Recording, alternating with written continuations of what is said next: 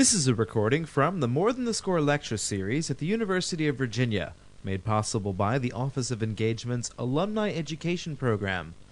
On November 22, 2008, Professor Karin with the McIntire School of Commerce suggested ways to increase personal savings as a way of achieving long-term success. Bonding is introduced by Tom Falders, president of the UVA Alumni Association. Let me tell you a little bit about Karin. She's worked as an investment professional in the areas of investment consulting, investment analysis, portfolio management, large pension funds, and the marketing of investment services. She has organized investment conferences, developed short and long courses for novices and industry professionals, and conducted investment workshops for a variety of corporations. She has for many years been a very active member of the CFA Institute, a certified financial analyst for those of you who don't know, and participated in the grading of CFA exams since 1985, as well as worked on CFA exam questions and now serves as the Institute's Standard of Practice Counsel.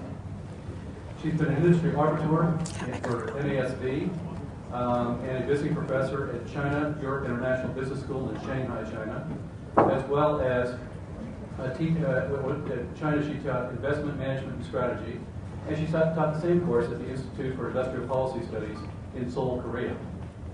She now focuses mainly on personal financial areas such as planning and advisory work, and serves on the board of directors of Credit Suisse, funds of hedge funds, and Brandeis Investment Trust. I suspect she can tell you which hedge funds we should look at and which ones we should not. So Karin, thanks for joining us today.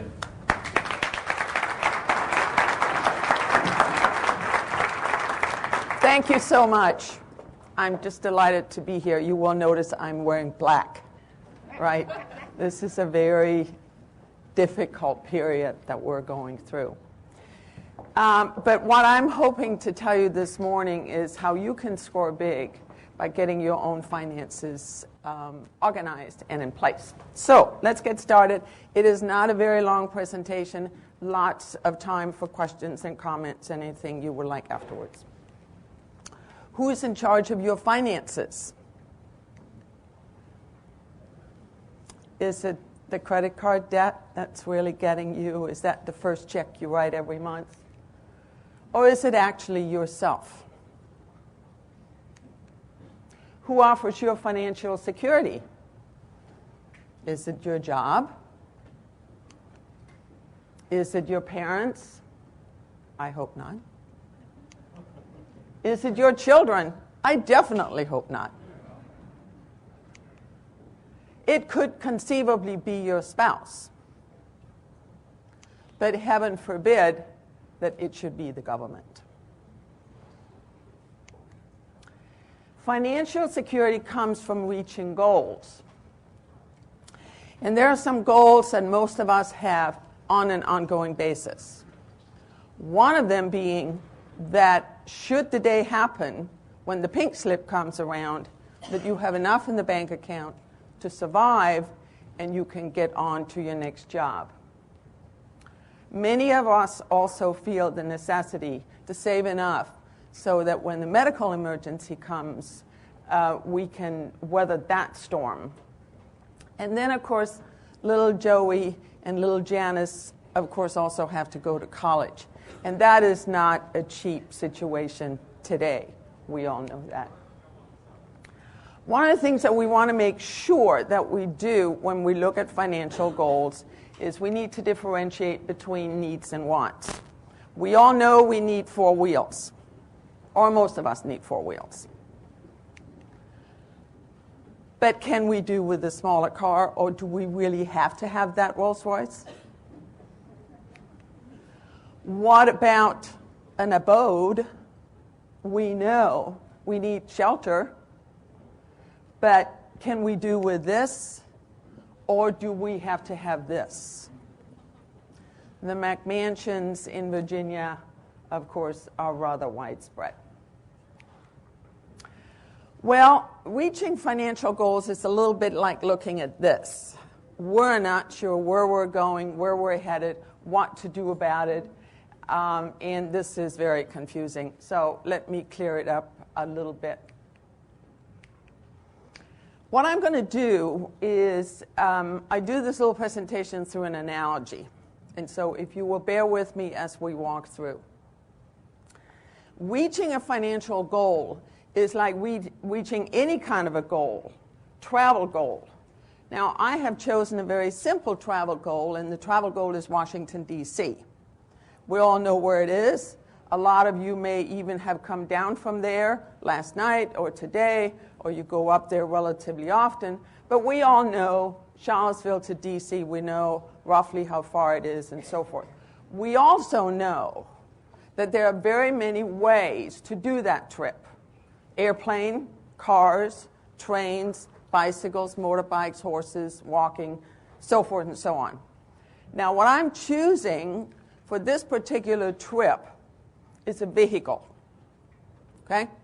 I'm going to choose to get from Charlottesville to D.C. in a car.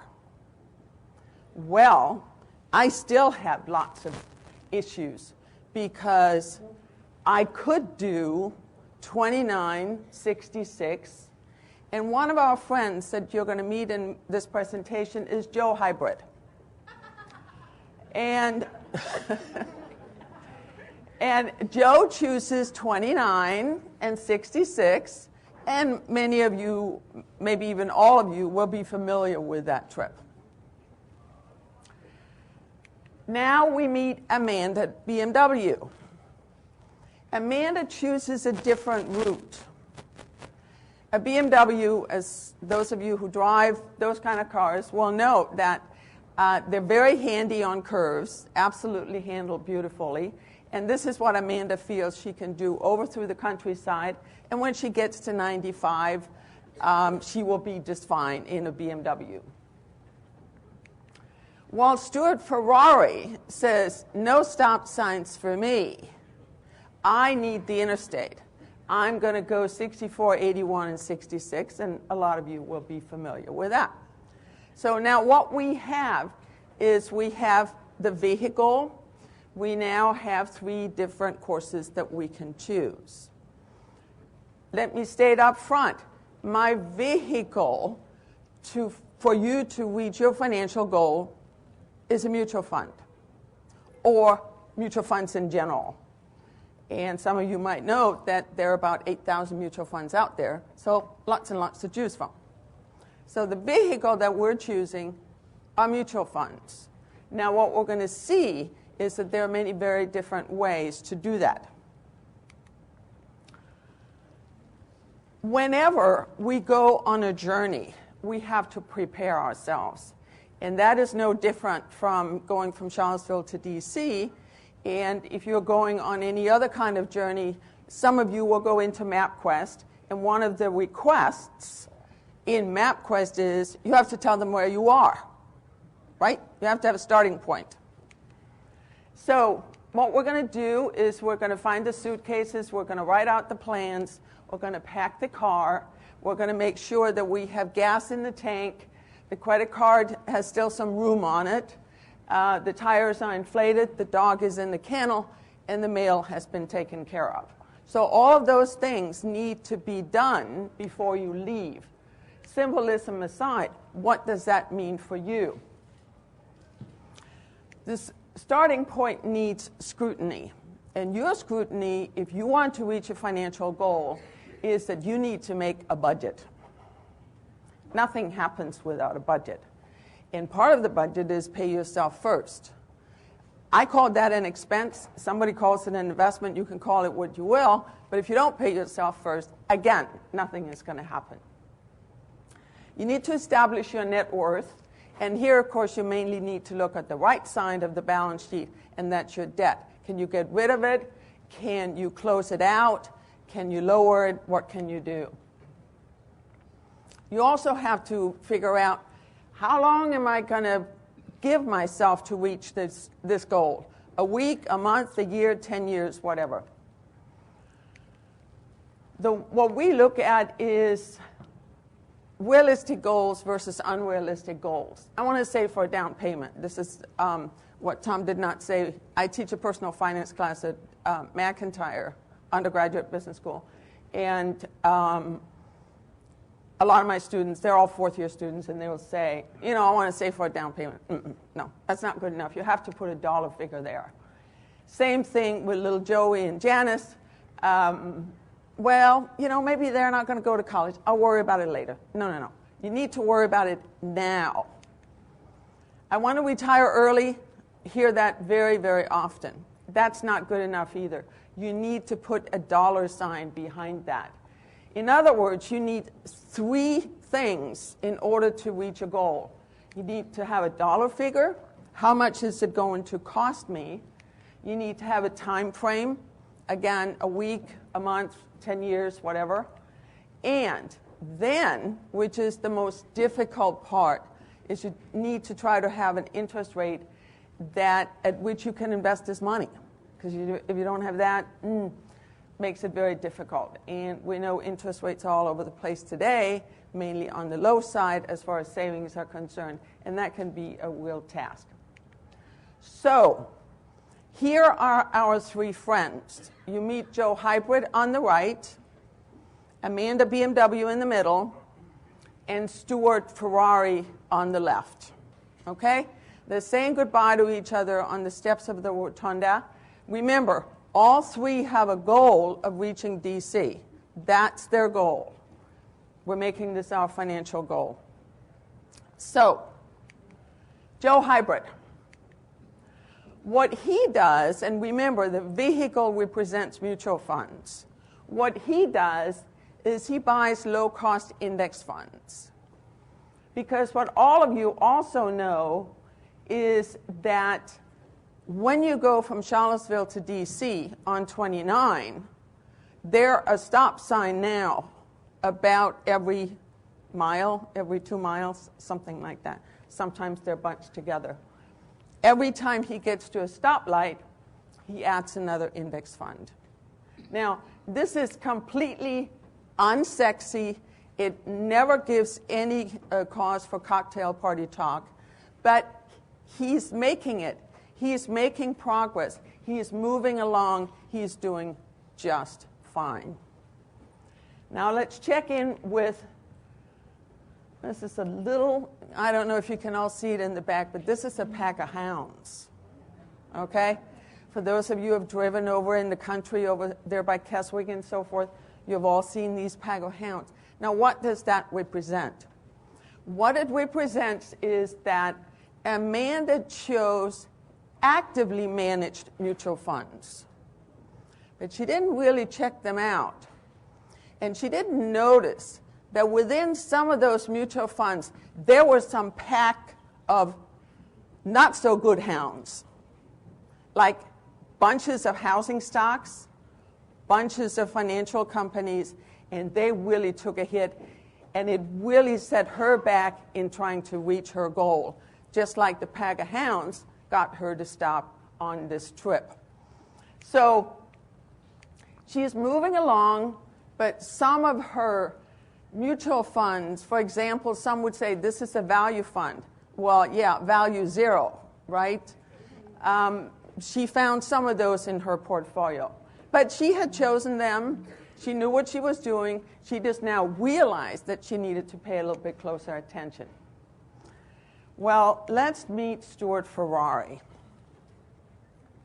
What he did was, remember, he doesn't want any stop sign. He doesn't want any kind of stops along the way. He just wants this interstate.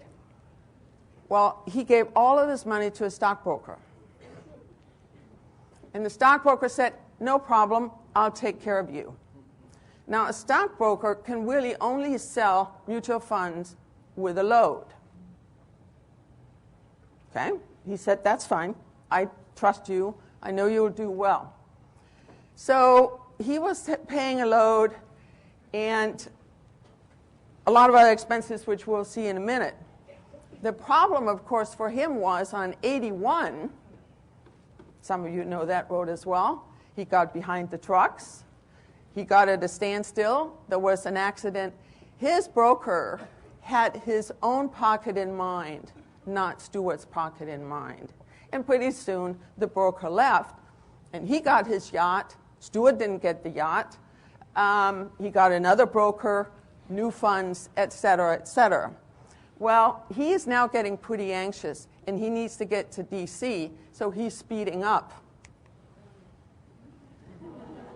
and the blue lights are flashing. Well, he's actually pretty lucky because the police only gave him a warning. But what was the warning? The warning was you're paying way too much and you're not getting enough for it. A broker generally will line his own pockets, look after his own financial goals rather than yours. Stewart is paying loads on mutual funds. He's paying up to 1% in 12B1 fees, which is an internal kind of marketing fee. He's also having to pay an asset management fee, which is usually 1% of assets. We're depleting Stewart's asset here pretty quickly. Capital gains on high turnover funds. And if some of you want me to talk about Legg Mason's value fund, when I'm done with this presentation, I'll be very happy to do so because some of you might own that. And that goes right into this capital gains taxes. So finally, the police says, you got to make a change. Well, remember, Stewart is on this road. He can't change. He's got to get to D.C. before he can make any other changes. Well, Amanda and Joe and Stewart eventually get to D.C. and they meet up again. They all reach their financial goals, but very differently. They stuck to their plan. How we reach our goal is not so much the point. The point is we have a plan and we stick to that plan. And you will see here, this is also a little faint, but again, you will see the trophy and all. How can you score big? Who did you identify with? Did you identify with Joe Hybrid, Amanda BMW, or Stewart Ferrari? Do you want to be passive? In other words, for your big financial goals, do you just want to use mutual funds? If that's your decision, then you still have some additional decisions to make, whether you want to be active, passive, or a little bit of both. Here's Joe with the passive, Amanda with the active managed funds, and then, of course, Stewart with just simply letting somebody else, totally giving discretion for his goals. The most important thing is that you put yourself first. Remember, it's not your job, it's not your family, it's not your children, it is yourself. Here are some of the companies that Stewart might have chosen. These are only examples. I'm making absolutely no recommendations in this presentation here. These are some choices that Amanda might have used. All of these have online brokerage services, and she could use any of those to make her choices. And then Joe Hybrid's choices would probably be in one of these three companies where he can go directly. He doesn't have to pay an agent. He doesn't have to pay a broker. So to score big, you can use whatever route, you can choose whatever vehicle, but by all means set yourself a financial goal. And let me get to the next to last point. Most of us work for someone else. Not everybody, but most of us work for somebody else.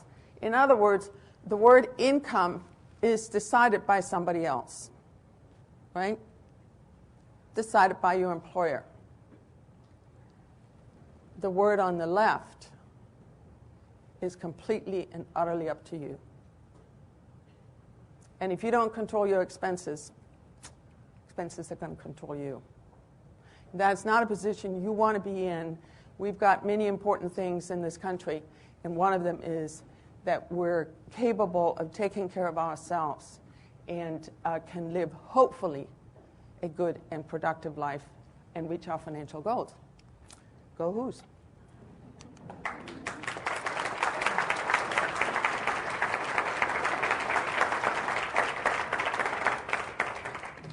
So I didn't talk about the financial crisis, as you know, because it doesn't matter.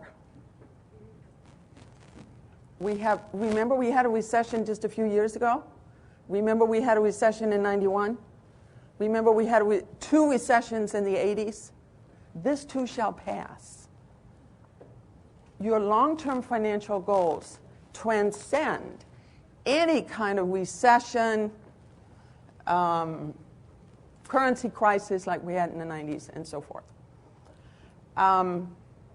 So this presentation, although I appreciate Tom's comment, it might be a good time, but maybe it is a very good time to kind of, for all of us, get back to basics and say, there's some things here that I hadn't thought about or I'd missed. Yeah, I do need to get back to basic. And the differentiation between needs and wants may be one of the more important aspects, but obviously the expense is less than income. We need to live below our means, and I can't say it any other way.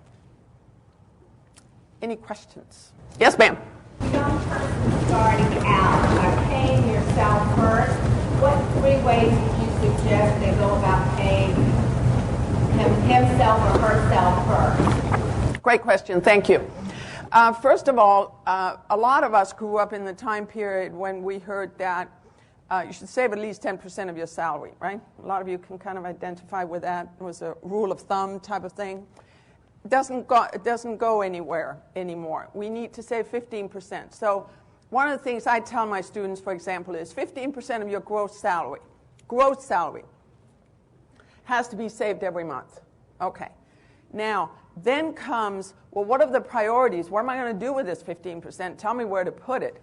Well, the first thing is, of course, that for young people working, if they have any kind of tax-deferred retirement plan at their job with a match, in other words, they put in 3%, the company puts in 3%, as an example, then that's the first. That's priority number 1, okay?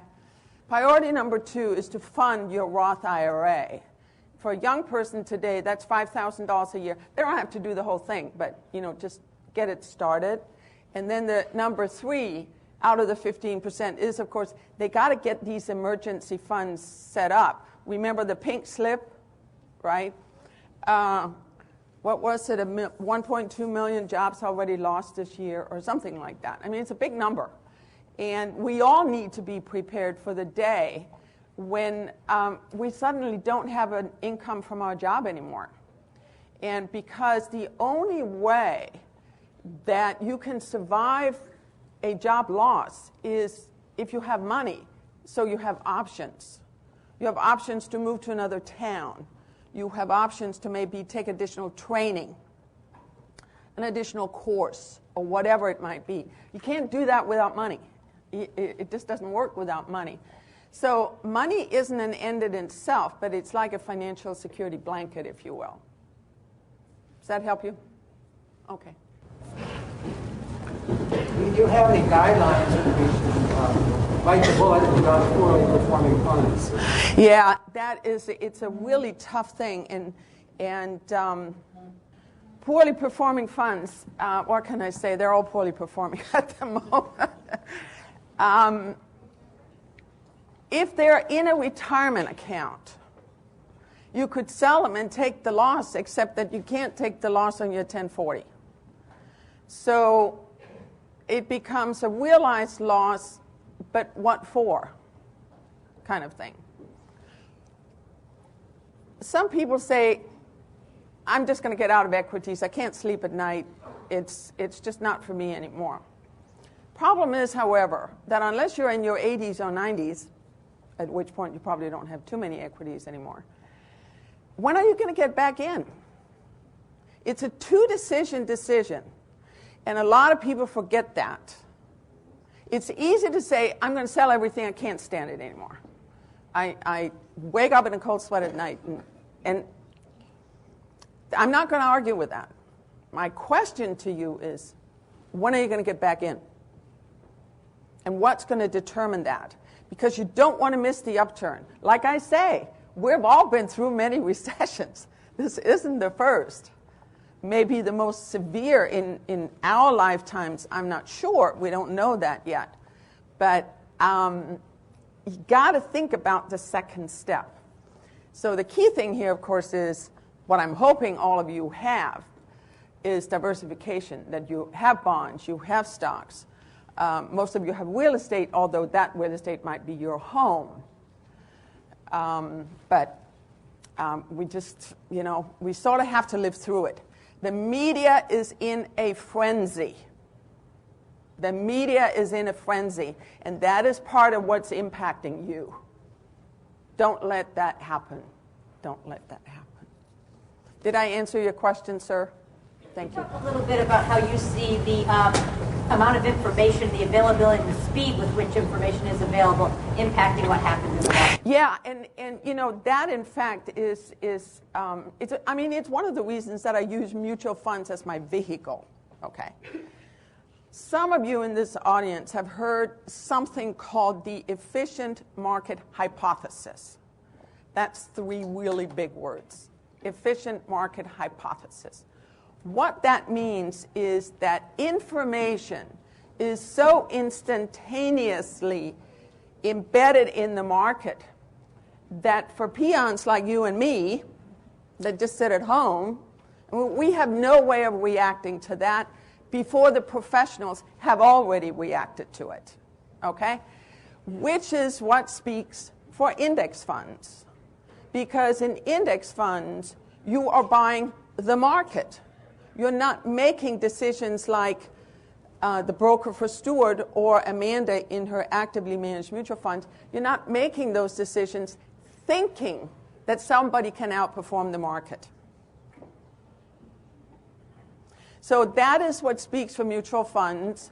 That is why for index funds. That's why some of the index funds, of course, have gotten very, very large. And for those of you who are not yet familiar with exchange-traded funds, which are index funds, I strongly encourage you, take a look at them, go online. Exchange-traded funds are index funds, but they're traded during the day like stocks. And you can get an index on water utilities, or you can get an index on regional banks, or you can get an index on the total United States stock market. So they come from way out here to rather narrow index funds. But they're really nice because they are diversified, so you can kind of get within an industry or a country for that matter. If nobody has the question on the Legg Mason Value Fund, let me just explain real quickly. Because for those of you out there who have actively managed mutual funds, this can happen to you. Bill Miller's value fund at Legg Mason had a phenomenal streak for 14 years. It beat the S&P 500 index after expenses every single year. Okay? Last year it did not, and I believe the year before it did not either. It's not a big deal. Nobody is perfect. This year, big time, his fund is down over 60-some%, which is quite considerably more than the market. His fund, will be distributing capital gains on which you will have to pay tax. And you say, wait a minute. My fund value is down 60% from January 1, and I'm having to pay taxes on this fund. What is going on? Well, what's going on is that people are taking their money out of this fund because of its poor performance. And so he's selling those stocks on which he has capital gains. Like Amazon.com. Beware. I'm just telling you, if you have actively managed fund and you think, oh my gosh, this value is down so much, you will still get hit by capital gains. So one way to avoid that is, if you don't like the fund anymore anyway, get out of it. Okay? Then you don't have to pay the capital gains tax. But it's just kind of a warning. This is one of the things that can happen. It doesn't happen in index funds because an index is an index is an index. And whatever the companies are that are in there, stay in there. So you don't, this speaks for index funds. Lower expenses, you can go directly, you know you own the market, and there are no capital gains taxes to pay.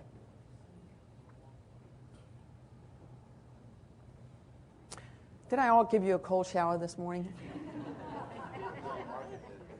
In case you didn't have one before you left.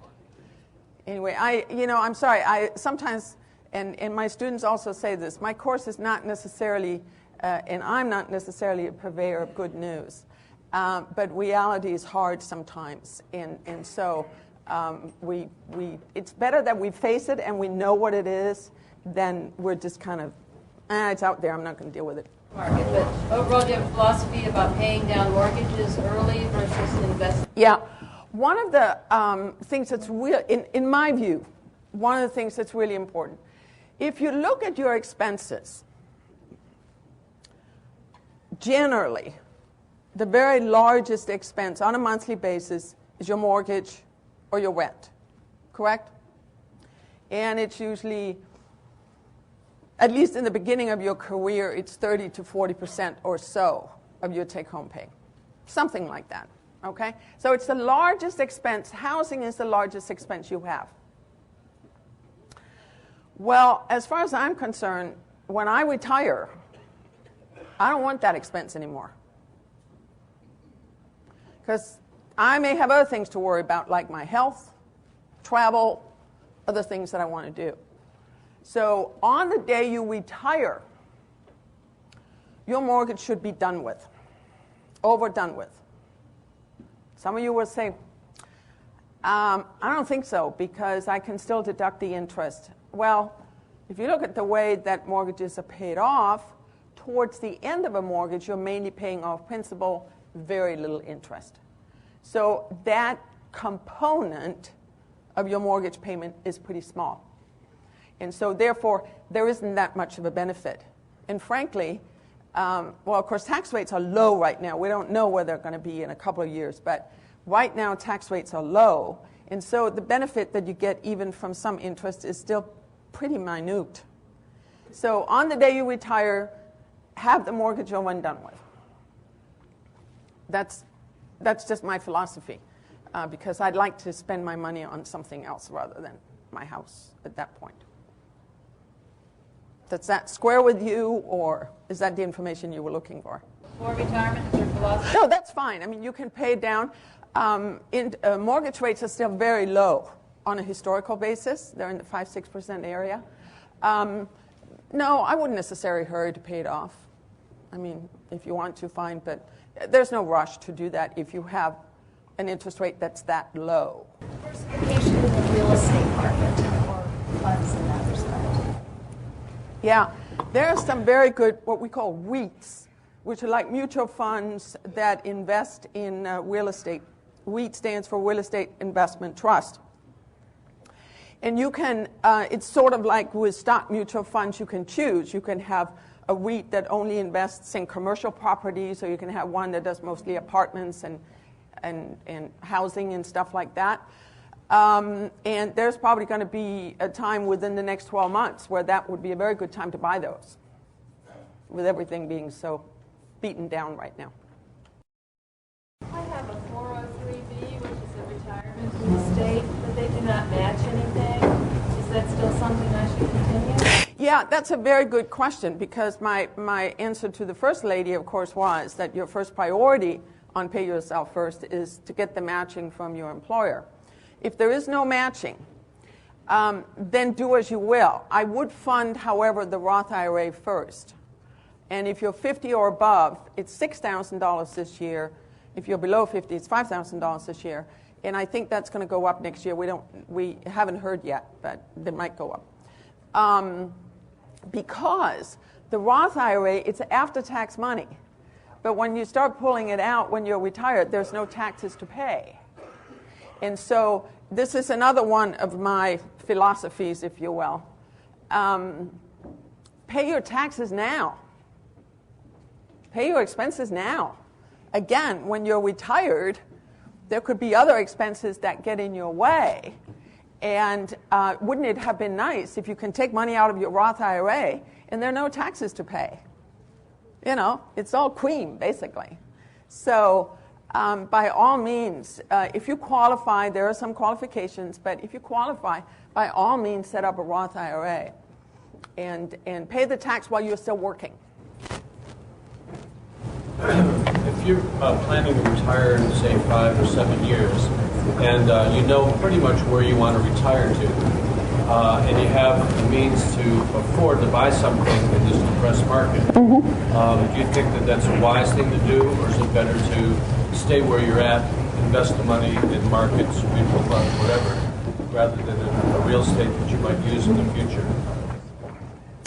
Well, let me ask you this then. If you're still living in state X, but you're going to state Y, and if you buy something now that might be at a very depressed value, you might be able to get a very, very good bargain. Right.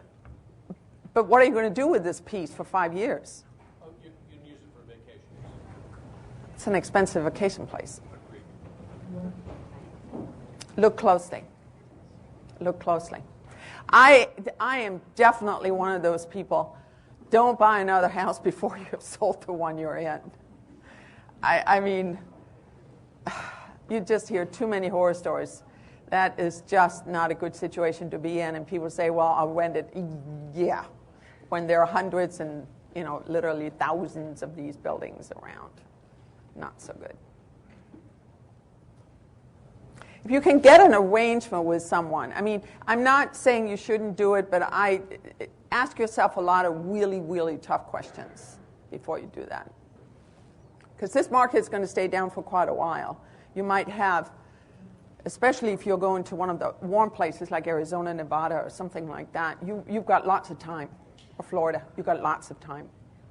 I wouldn't rush in. I'm sorry, that's another piece of bad news. This year, should required minimum distribution come from stocks or bonds? Yeah, they're in the process of probably changing that in Congress. That,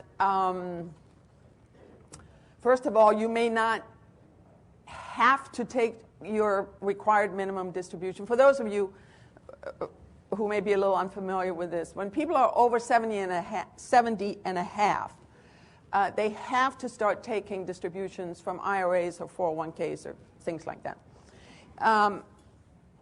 But the required distribution is calculated on the value as of December 31, 2007. And most of us know that the market was higher then than it is today.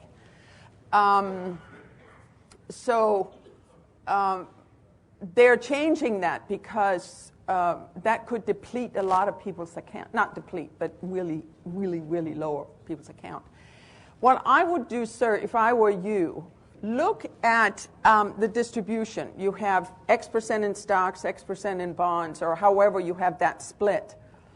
And you will want to move forward in a conservative manner so that you might want to have more in bonds. Look at that split and how do you want to end up after you have taken your minimum distribution.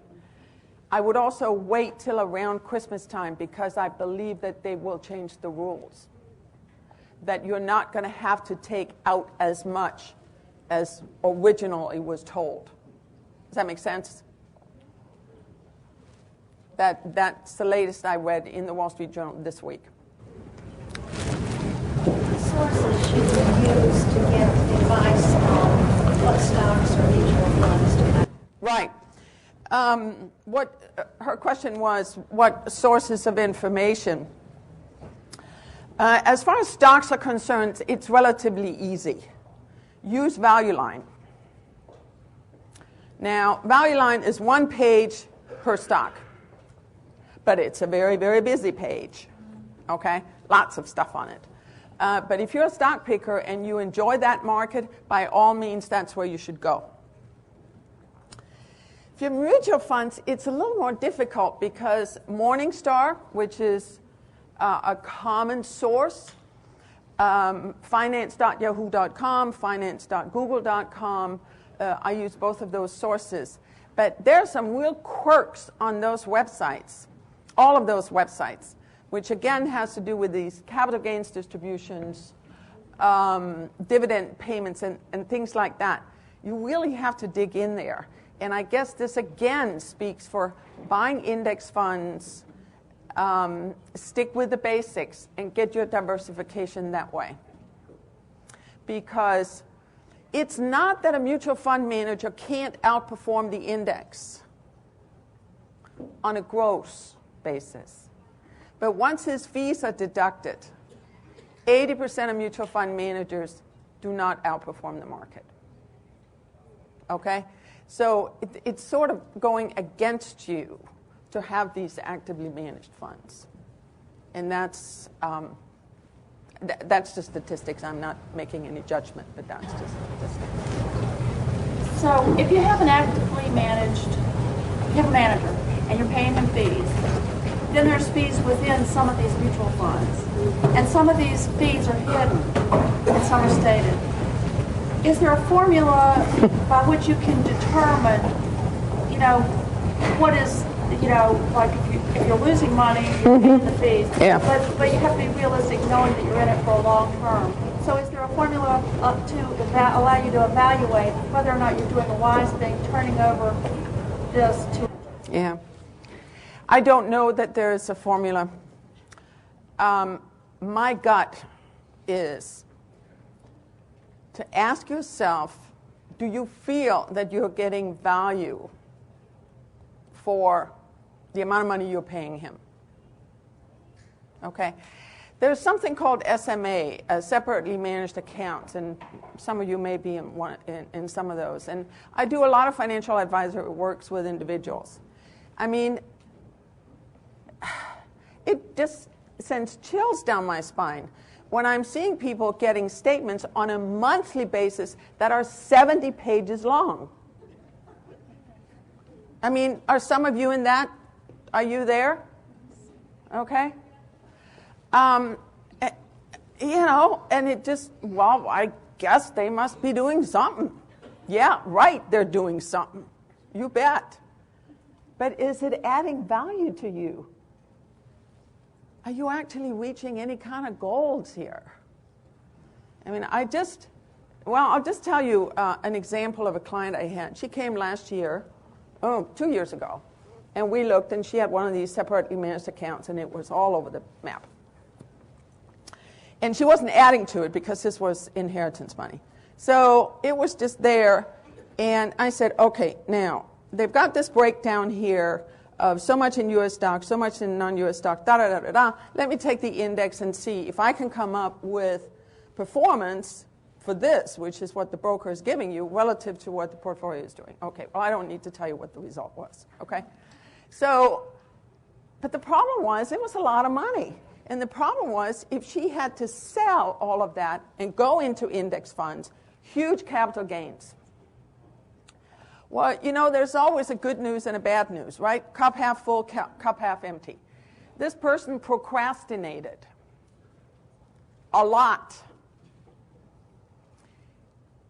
And it wasn't until this fall that she finally said, Karin, I am ready. So now what has happened? Her portfolio has dropped.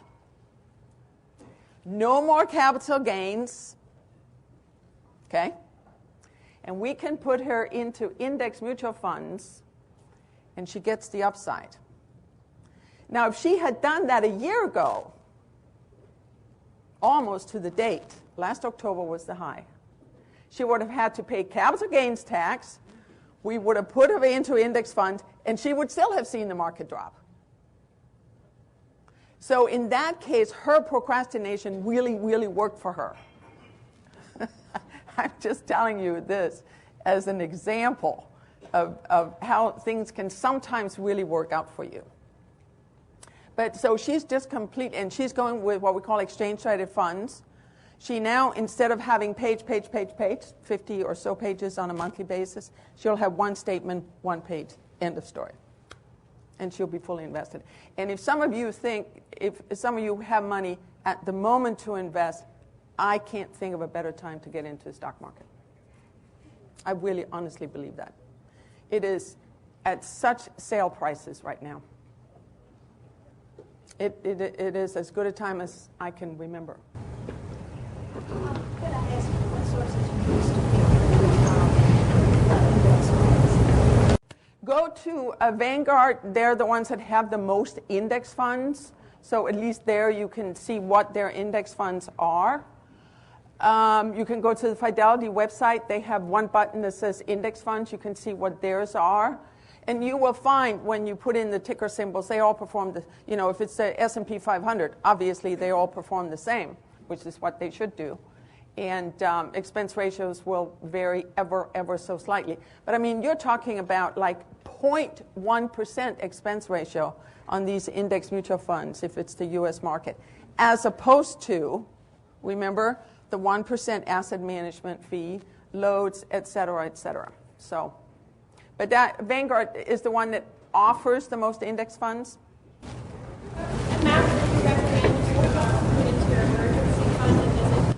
Oh, excellent question. 3 months worth of expenses, which is another reason why you need to know what your expenses are. So when I talk about expenses, rent, transportation, food, and just absolute necessities. So 3 months. That's the general. Some people will say 6 months, but sort of in that area. It also depends a little bit on the job. If you work on Wall Street or in some of those businesses, you all know that you come in on a Friday morning or a Monday morning and there's the pink slip, and by 2 o'clock you're out. Okay.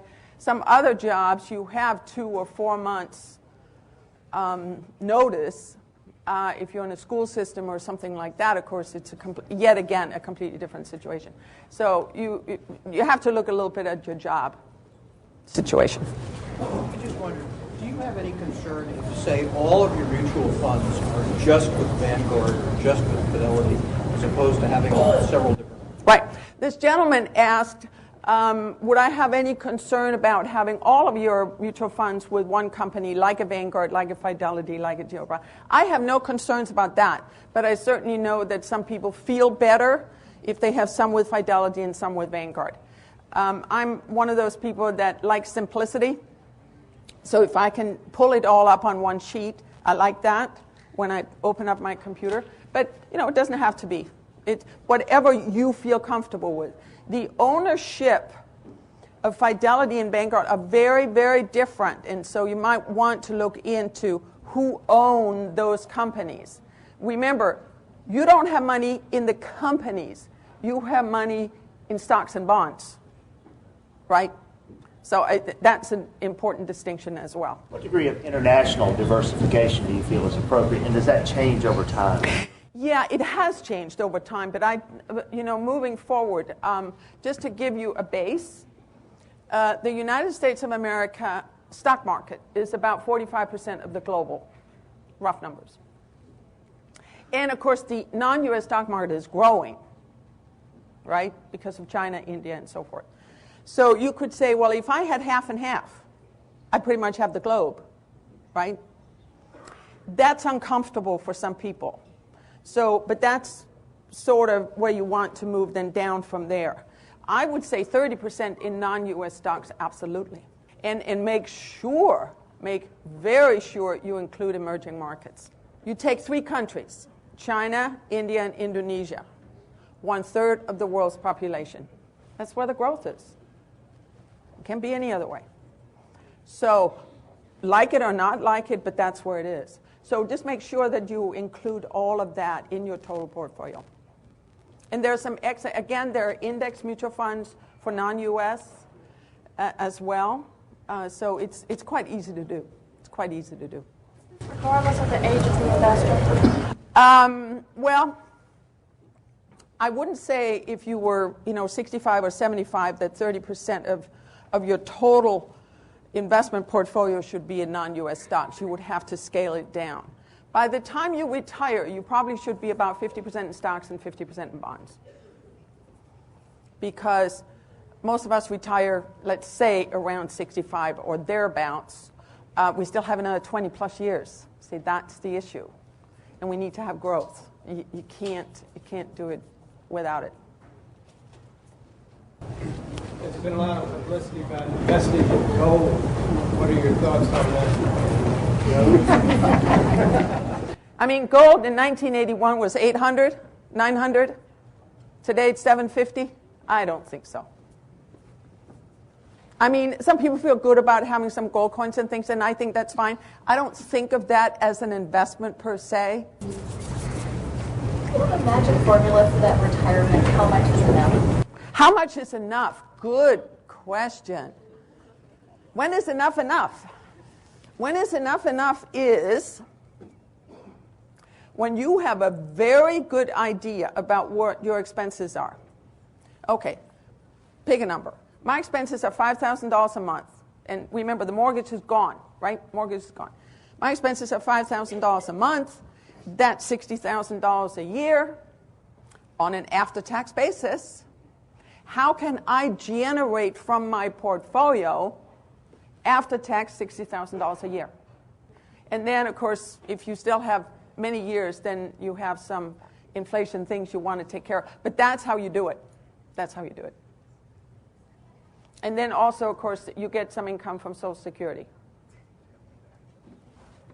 Can we look at it? It's about yay big. Good bet on Obama's energy plan. Oh, my God. Well, I just heard this morning he was making a radio address. I come from a country that is, the landscape is windmills. Do you know where I come from? Denmark. Okay? 20% of the energy in Denmark comes from windmills. Gorgeous sight. Most of them are out in the water. It's beautiful. Now, I grew up conserving, okay? Second World War, after Second World War, kind of in that area. I turn off the light when I leave a room. All this kind of good stuff, right? We need to do so many things in this country. Alternative energies, conservation. The utility companies are losing. Did you see that? Yesterday in the paper, 5 to 10% consumption. Utility companies, it must be because we're all using the new light bulbs, right? I mean, I'm guessing. I don't know what else. We need to do all of those things. How much Obama, I mean, energy independence, foreign oil independence, of course, is completely ridiculous. We're not going to be independent of foreign oil. It's not going to happen. Al Gore, we're not going to have any more coal. 30% of our energy comes from coal. We can't just not do that anymore. I mean, there are a lot of plans out there, but some of them are just not realistic. But I'm hoping that we do lots of things. Again, conservation, nuclear power, windmill power, solar, and so forth. I'm hoping. But now that gasoline is back down below $2, we're all getting a little bit careless again, right? So, but I had a question way back there. Yes, go ahead. You said that by the time we retire, our portfolio should be about 50% bond, 50% stock. Yep. What should it be about now if you're not close to retirement? What should it be about what? Yeah. If you're not close to retirement, what should it be? Yeah, that depends. I mean, if some of you are familiar with something called life cycle funds, and what they do is they'll have a name, and then they have a year behind them. And my suggestion to you is look at the year that you turned 70. Just think in your mind. Okay, 2020, let's say. Then find the fund that is close to that year. Okay? And what will happen is if you invest in that, as you get closer and closer towards that age 70, and that may not be your retirement, but that's what I'm using because we live so much longer. The portfolio becomes more conservative. So it's done automatically for you. It goes from 90%, 85, 80, 75, 70, so forth and so on. And all of the major Fidelity, Vanguard, T. Rowe Price, American funds, even TIAA-CREF today has some of those life cycle funds. And I highly recommend those because it really relieves you of a lot of, I got to look at this, I got to do this, and so forth. They're doing it for you. One more. Long-term care insurance? Long-term care insurance. If you're in your 50s, go ahead and check it out. If you're older or younger, don't bother. Why? It's cheapest when you're in your 50s. Thank you so much. I really appreciate it.